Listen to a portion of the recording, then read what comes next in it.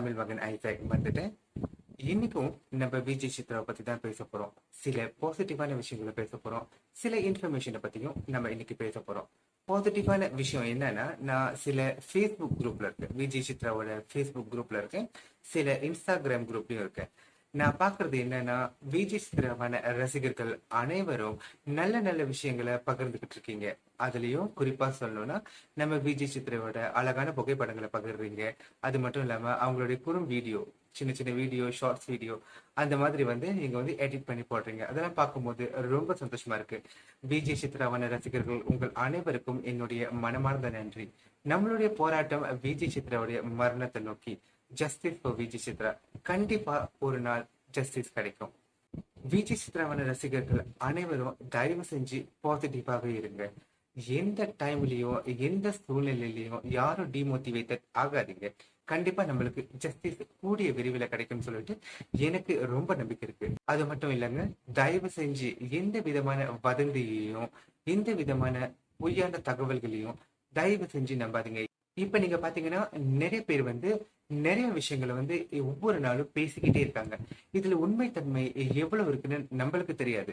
அதனால வர்ற எல்லா விஷயத்தையும், கேட்கிற எல்லா விஷயத்தையும், பாக்குற எல்லா விஷயத்தையும் உடனுக்குடனே யாரும் நம்பிடாதீங்க.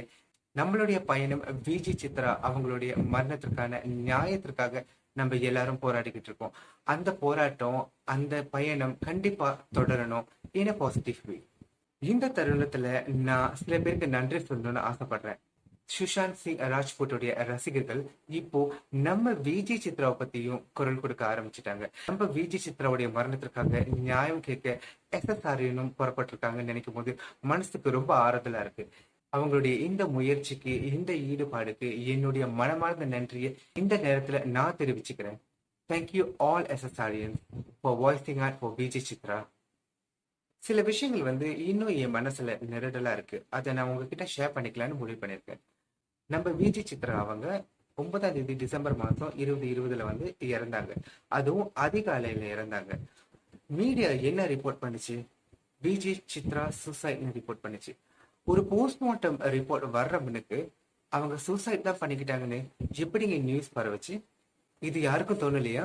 யாரும் இதை கவனிக்கலையா? என்ன 9ஆம் தேதி டிசம்பர் காலையில நான் படிச்ச நியூஸ் என்னன்னா, நடிகை விஜய் சித்ரா தற்கொலை செஞ்சுக்கிட்டாங்க அப்படின்னு. ஆனா போஸ்ட்மார்ட்டம் அதுக்கப்புறம் தானே பண்ணாங்க. போஸ்ட்மார்ட்டம் முடிவு வர்ற முன்னுக்கு அவங்க தற்கொலை தான் பண்ணிக்கிட்டாங்கன்னு எப்படி நியூஸ் வெளியாச்சு? எதனால வெளியாச்சு? யாரு வெளியாக்குனா? நம்ம யாருமே கவனிக்கலையா? அன்னைக்கு உண்மையிலே என்ன நடந்துச்சுங்கிறது விஜய் சித்ராக்கு அப்புறம் அவங்களுடைய கணவருக்கு தெரியும். இப்போ அவருடைய கணவர் வெளியே வந்துட்டாரு.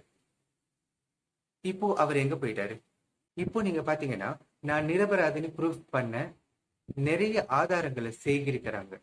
ஆனா அன்னைக்கு என்ன நடந்துச்சு? சித்ராவுடைய மரணத்திற்கு என்ன காரணம்? அவங்க மரணத்திற்கு நியாயம் வேண்டும்னு ஏன் கணவர் போராடல? ஒருவேளை அவருக்கு வேற ஏதாவது உண்மை தெரியுமா?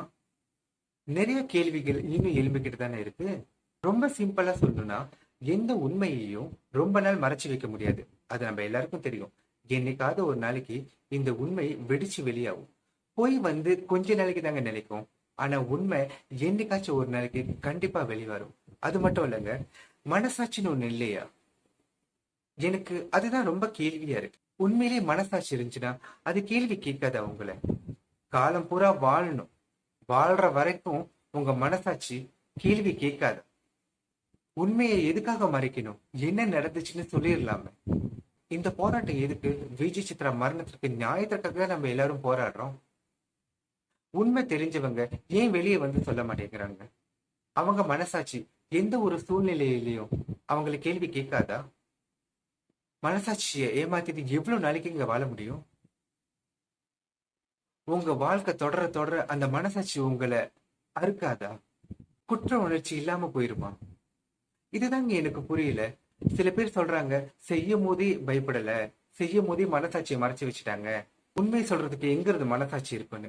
ஆனா உண்மை தெரிஞ்சவங்க வெளியே சொல்லலாமே. நீங்க நிரபராதின்னு சொல்லி வெளியாயிட்டீங்க.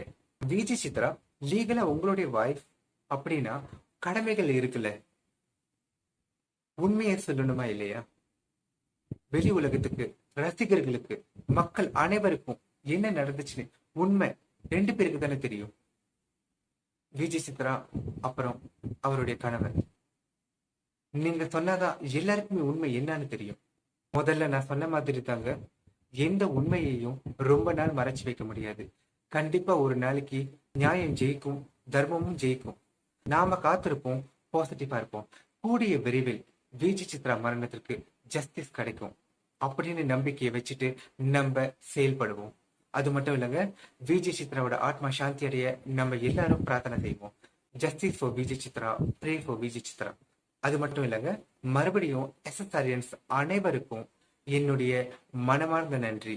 நீங்களும் விஜய் சித்ராவுக்காக பேசுறீங்க.